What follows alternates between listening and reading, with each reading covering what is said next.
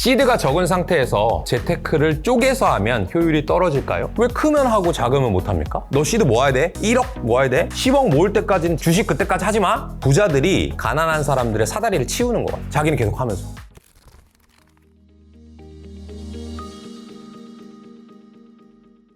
이제 여러분들의 이 Q&A를 받을 거고요. 받기 전에 준비했던 Q&A들을 몇 가지 응답해 보도록 하겠습니다. 배지혜님 계세요? 없는 거. 오! 계신군요. 배지혜님께서 이 구절이 감명 깊다고 쓰셨어요. 팔고 싶을 때 팔지 말고 사고 싶을 때 사지 마라. 제가 실제로 그렇게 하는 거거든요. 팔고 싶을 때 팔지 마라는 결국에 팔지 않는다로 마음이 기운 거잖아요. 그러면 그건 팔고 싶은 거예요? 안 팔고 싶은 거예요? 사고 싶을 때 사지 마라고 했는데 그래 나는 사고 싶지 않으니까 사지 마. 이건 사고 싶지 않은 거야? 그럼 사고 싶은 건가? 근데 그렇게 무한반복한다는 얘기가 아니고요. 제가 책에는 조용한 데 들어가서 이렇게 하고 생각한다고 했어요. 그건 할 때도 있고 안 할 때도 있습니다. 여러분들 매번 제가 이렇게 합장하고 하는 건 아니에요. 핵심 뭐냐? 내가 의사결정하려고 하는 것이 정말 조급해서 하는 거냐? 아니면 내가 과거에 정말 여러 시나리오를 세워놓고 이런 시나리오가 되었으니 거기에 따라서 기계적으로 예전에 세워놓은 원칙을 가지고 매매를 하는 거냐 이거를 말씀드리는 거예요. 예를 들어서 여러분들이 10만전자 시절에 반도체 가격이 핵심인데 반도체 가격이 떨어졌을 때 겁내지 말고 투자해야지 라고 적어놨을 수 있잖아요. 훌륭하게. 그러고 나서 실제로 2023년이 오잖아요. 그럼 겁이 나요. 그때 사자고 하긴 했는데 이게 지금 뭐 미국이랑 뭔가 반도체 전쟁을 한다고 하고 있어가지고 좀 상황이 달라진 거 아닐까? 그러면 또 뭐 안 사잖아요. 그게 내가 마음이 불안하고 조급한 거에 지인 거야. 실제로 그 전 사이클에서 정말 잘 공부해 놨더라면 그거랑 상관없이 주식을 살 수 있거나 팔 수 있어야 된다는 것이 이 구절의 핵심이고요. 이분이 질문을 이렇게 하셨습니다. 시드가 적은 상태에서 재테크를 쪼개서 하면 효율이 떨어질까요? 시드를 모은 후에 시작해야 한다고 다들 얘기하는데 혼자 뒤처지는 것 같아서 운용하는 부분에 대해서만 찾아보는 것 같아서 그러니까 시드는 없는데 뭘로 투자해볼까 이렇게 많이 고민하시나 봐요. 그러면 시드를 모아서 하는 게 좋을까? 안 모아서 하는 게 좋을까? 시드를 모으냐 안 모으냐는 전 중요하지 않은 것 같아요. 시드를 모으라고 하는 건 제 생각인데 부자들이 가난한 사람들의 사다리를 치우는 것 같아요. 너 시드 모아야 돼? 1억 모아야 돼? 10억 모을 때까지는 집 사지 마? 주식 그때까지 하지 마? 자기는 계속 하면서. 왜 크면 하고 작으면 못합니까? 부동산은 뭐 작으면 못할 수도 있죠? 근데 주식은 할 수 있잖아요? 시드가 많고 적은 게 중요한 게 아니에요. 내가 능력의 범위가 어떤 자산에 있고 그 자산이 정말 공부하는 데 재밌고 시간을 많이 투자할 수 있을 때 그 자산의 달인이 되어서 투자를 하는 것이지 달인이 됐는데 시드가 작아서 못한다? 말이 안 되는 거죠. 시드가 엄청 큰데 내가 공부 하나도 안 했는데 시드가 크다고 그냥 투자한다? 절대 안 됩니다. 그러니까 시드가 모으는 기간 중에는 공부를 하라로 이제 바꿔서 답변 드리겠습니다. 이현진님 계세요? 안 계시면 넘어갈 겁니다. 있어요? 참. 여기 이렇게 써있네. 한국 사람들은 대체로 앞에 나가는 것을 싫어하기에 그렇게 도전하는 사람들에게 무궁무진.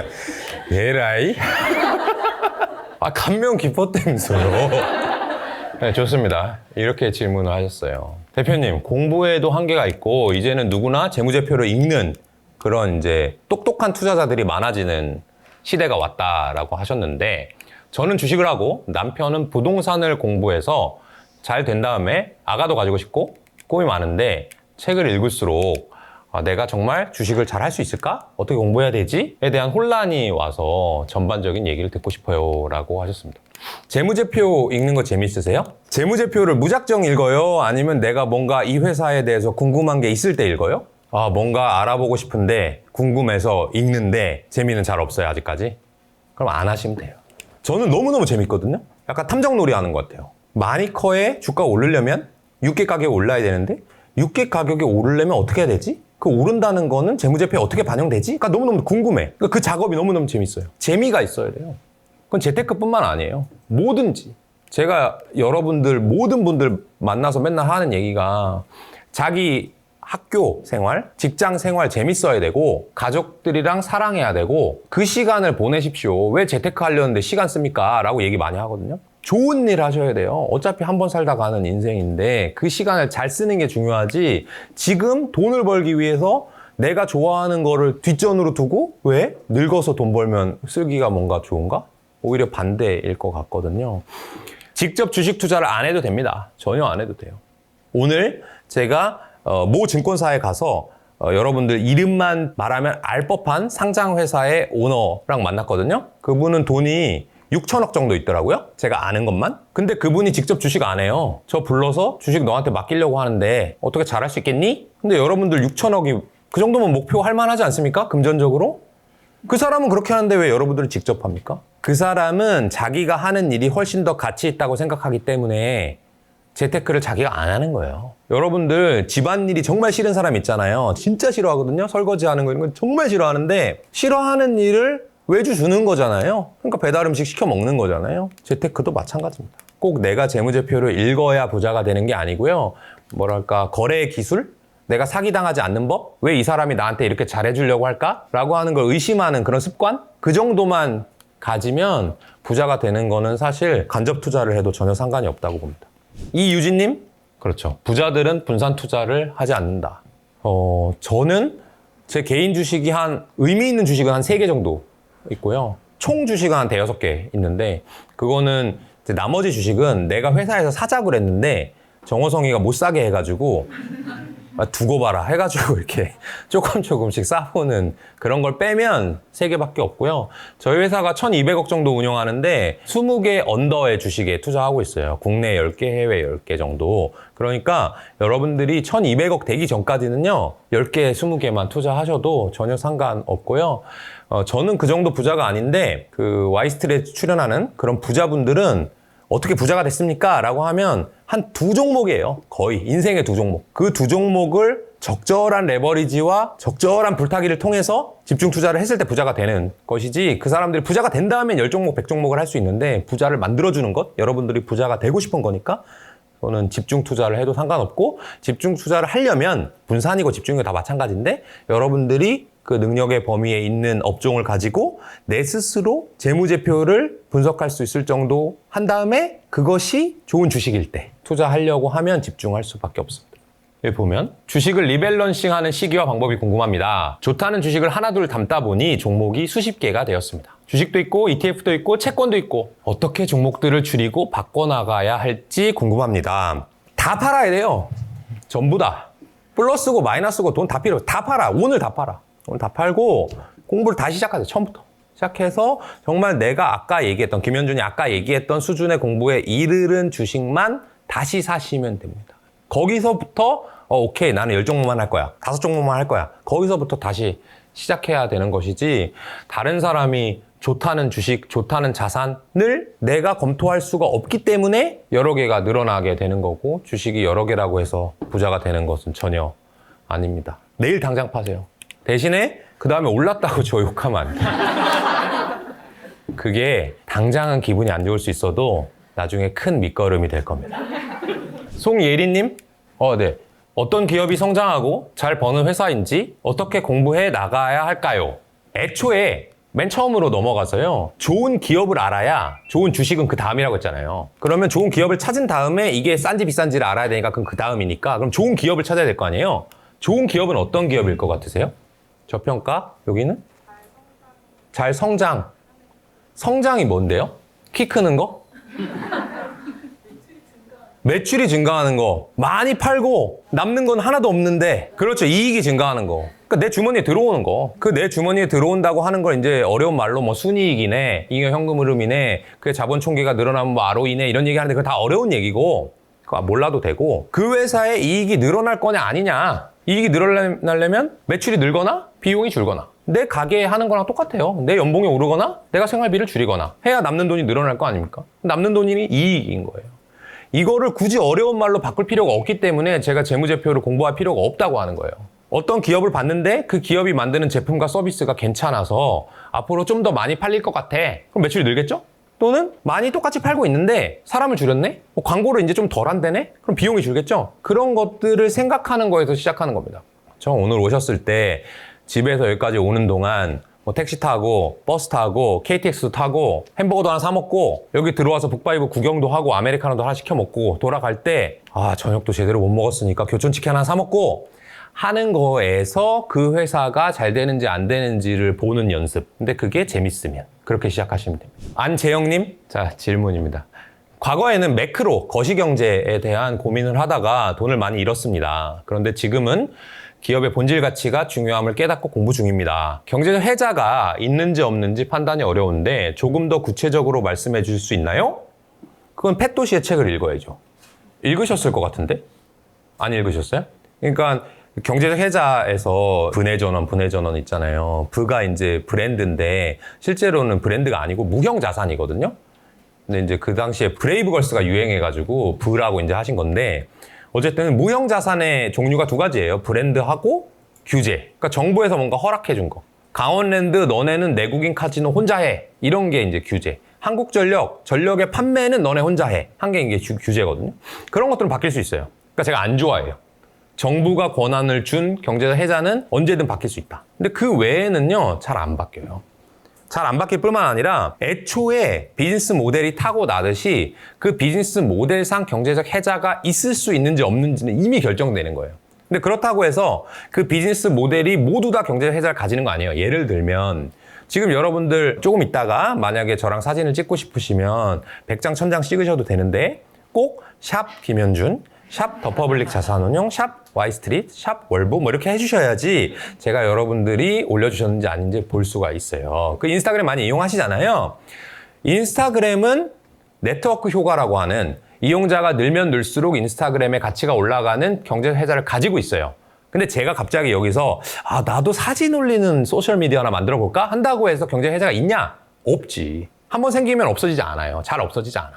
근데 소셜미디어를 내가 만들면 경제적 해자가 있을 수도 있는 업종에 시작한 거죠. 근데 제가 만약에 소셜미디어 말고 저기서 철광석을 사다가 파는 일을 해보자 라고 하면 원가 우위가 있을 수도 있지만 한국에선 철광석이 잘 안 나니까 원가 우위가 없잖아요. 또는 포스코한테 뭔가 공급을 하는 철강의 유통회사를 만들어보자. 유통회사는 A가 유통하나 B가 유통하나 C가 유통하나 별 차이가 없단 말이죠. 경제적 해자가 있을 수가 없어요. 그러니까 비즈니스 모델이 애초에 경제적 해자를 잉태하고 있고요. 그게 한번 태어난 다음에는 잘 바뀌지 않습니다. 그 경제적 해자가 있는 기업은 언제 투자하면 되냐면 계속 다 나열해보세요, 여러분들이. 이 회사가 경제적 해자가 이런 부분이 있는데 쭉 나열을 한 다음에 그 회사의 경제적 해자가 깨진 것 같아라고 시장에서 의심할 때가 있어요. 그럴 때 투자를 하시면 돼요. 보통은 안 깨집니다. 그거는 사람들이 그냥 걱정하는 거야. 공포. 이거 망하는 거 아니야? 잘 그렇게 안 망해요. 오히려 반대로 살아날 확률이 훨씬 더 높습니다. 펀드 매니저는 실수를 통해 투자 패턴을 바로잡고 같은 실수를 하지 않는다. 네, 아까 말씀드렸죠. 저는 제 가치관 그리고 제 좌우명 중에 하나가 일신우일신입니다. 오늘 뭔가 이 자리에서 여러분들한테 좀 부끄러운 모습을 보였다라고 하면 다음 북토크 때는 절대 그렇게 하지 말아야지 라고 하는 성격. 그 약간 강박적인 그런 게 있어요. 투자에는 당연히 그래야 되는 거고요. 프로니까. 이분이 이렇게 질문하셨습니다. 투자는 길게 봐야 하는 거라지만 빠르게 결과를 내고 싶습니다. 불가능한 걸 목표로 삼고 계시는군요. 많은 노력과 시간 투자가 필요하다는 것도 조언으로 알고 있습니다만은 염치 없지만 빠른 길을 염치 없는 게 아니라 길이 없어요. 나도 알면 하고 싶지. 그러니까 트레이닝 매뉴얼 알려주시면 감사하겠습니다. 만약에 나는 주식으로서 정말 한번 일가를 이루고 싶다. 그래서 김현준만큼 해보고 싶다. 라고 한다면 제가 말씀드리는 걸 한번 해보세요. 아마 어려울 겁니다. 우리 인턴 그리고 우리 직원들 하는 건데요. 우리나라에 금융감독원하고 한국거래소에 전자공시라는 거 올려야 돼요. 기업들이 뭔가 큰 변화가 있었을 때는. 근데 우리나라 상장기업이 2,000개가 넘는단 말이에요. 걔네들이 공시를 올리니까 하루에 100개가 넘습니다. 그 공시가. 그 공시를 다 보세요. 매일. 그냥 눈으로 보라는 게 아니고 이게 왜 일어났지? 이렇게 되면 어떤 변화가 있지?를 다 보십시오. 두 번째, 한국거래소 사이트에 들어가 보면 krx.co.kr 들어가 보면 오늘 하루 그 회사의 주가가 신고가 1년 동안 가장 높은 주가에 올라간 게 있고요. 가장 낮은 52주 신저가의 종목들도 나열이 되어 있습니다. 그걸 다 봐요. 얘는 왜 신고까지? 얘는 왜 신저까지? 무슨 일이 있었지? 다 봅니다. 그걸 하고 나서요. 우리나라에 나와 있는 경제 뉴스 다 보고요. 미국의 투자 잡지 배런스 읽고요. 월스트리트저널 읽고요. 그 다음에 나머지 시간에는 하루에 투자 아이디어 하나씩 이 회사의 제품과 서비스가 잘 팔리거나 비싸게 팔려서 이익이 늘어남에도 불구하고 시장에서 관심이 덜 가진 주식을 하나씩 찾습니다. 그걸 매일 한 4년만 하시면 돼요. 싫으면 우리 회사에 맡기면 되고. 빠른 길이 없어요. 제가 4년 동안 VIP 투자자문, 현재 VIP 자산운용 다닐 때 10시 이전에 퇴근한 적이 한 4, 5번밖에 없어요. 그걸 해야 되니까. 그걸 다 하고 나면 다음 날 거 준비해야 되니까 또 해야 돼. 매일 쳇바퀴처럼 반복. 제가 4년 동안 상장 주식 기업체와 미팅한 게 1000개입니다. 1000개. 매일 기업 1개를 미팅한 거예요. 기업 1개를 미팅하려면 준비를 얼마나 해야 되고 복귀를 얼마나 해야 되겠어요. 나머지 거 하고 10시 이전에 갈 수가 없어요. 그런 걸 했더니 그나마 주식이 좀 이 정도구나 하고 알게 되고, 그럼에도 불구하고 그게 완벽히 된 게 아니고 책 처음 쓴 책 다시 보잖아요. 쪽팔려서 못 볼 정도로 부끄러워. 조금 발전하고 있거든요. 그러니까 여러분들이 프로 투자자가 되려면 그 정도 갈아 넣어야 됩니다. 그게 공부지, 나 하루에 뭐 경제 기사 10개 읽고 투자책 뭐 10페이지 읽어야지 하는 것은 투자 공부가 아니에요. 이성민님, 초등 교사시래요. 여러분들 있잖아요. 이 선생님들 있죠, 선생님들. 존경해야 돼요. 왜 웃으세요? 이분들은 너무너무 뭐 훌륭하고 숭고하고 이런 건 난 잘 모르겠고 힘든 일을 하고 계세요. 매일 비슷한 얘기를 매년 똑같이 한 번만 하나요? 수학 선생님이면 1반부터 12반까지 똑같이 들어가서 또 해야 되잖아요. 그거를 죽을 때까지 하는 거예요. 근데 애새끼들 말 졸라 안 들어. 돌아버려. 힘든 일이에요. 지금 보니까 어리세요. 정년이 몇 살입니까? 초등교사는. 63세까지 해야 돼.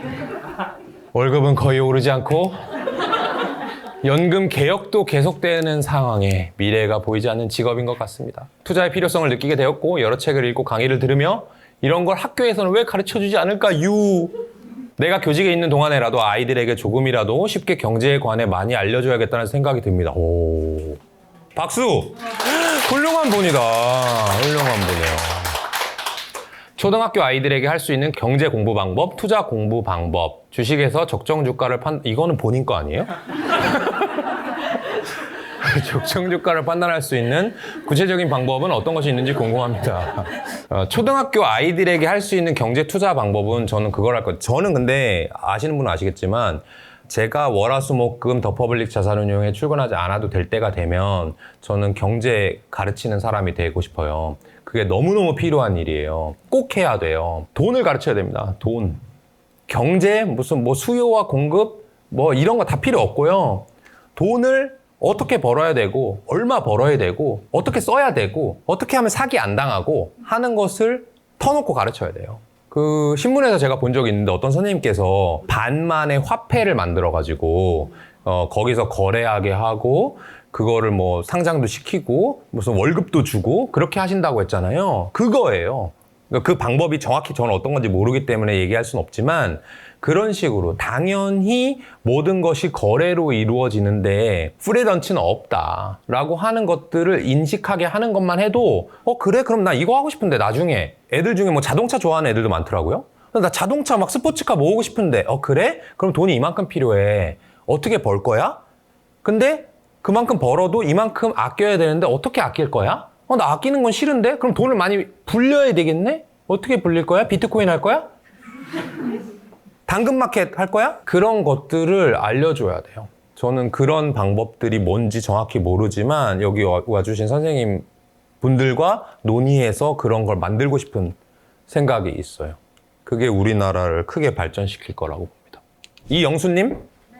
네, 질문. 앞으로 어떻게 살아야 할지 고민이 많이 되고 투자도 해보고 싶은데 어떤 방법으로 해야 되는지, 좋은 투자가 뭔지, 나쁜 투자가 뭔지 투자에 대해 알고 싶어서 신청합니다. 좋은 투자? 나쁜 투자? 좋은 투자와 나쁜 투자는 없는 것 같고 투자와 투기를 가르는 건 있죠. 투자는 벤저민 그레이엄이라는 선생님이 이렇게 얘기했어요. 벤저민 그레이엄은 워런 버핏의 스승님입니다. 그분이 투자란 철저한 분석하에서 원금의 안정성, 것과 적절한 수익을 기대하는 행위다.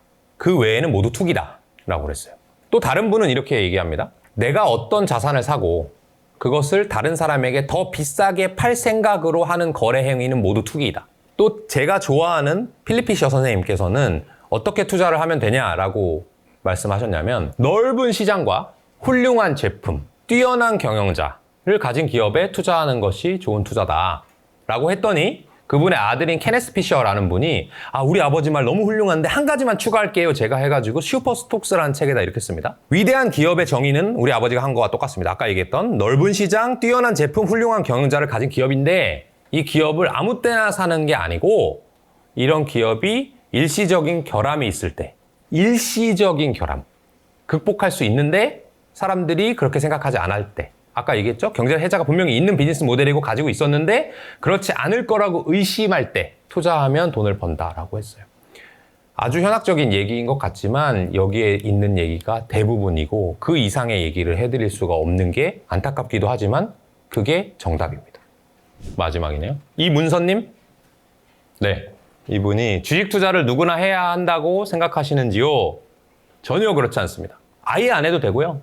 직접 투자를 할 필요는 전혀 없습니다. 다만 주식 투자가 역사적으로 가장 많은 자산들 중에서 높은 수익률을 기록한 자산인 것은 맞아요. 그리고 인플레가 왔을 때 이 실물 자산들, 그러니까 기업의 빌딩이라든지 기업이 갖고 있는 재고 자산이라든지 이런 거의 가치도 같이 오르기 때문에 이 장기적으로 진행되어 오는 인플레이션, 수십 년 동안 진행되어 오는 인플레이션을 해지할 수 있는, 극복할 수 있는 투자 자산임에는 분명합니다. 하지만 꼭 내가 그만큼 돈을 벌어야 되냐? 꼭 이걸로 벌어야 되냐? 그거 전혀 아니니까 안 해도 됩니다. 오늘의 북토크는 주식을 하라는 게 아니고 그 외에 제가 살아왔던 그런 인생 방식에 대해서 좀 솔직하게 터놓는 자리입니다.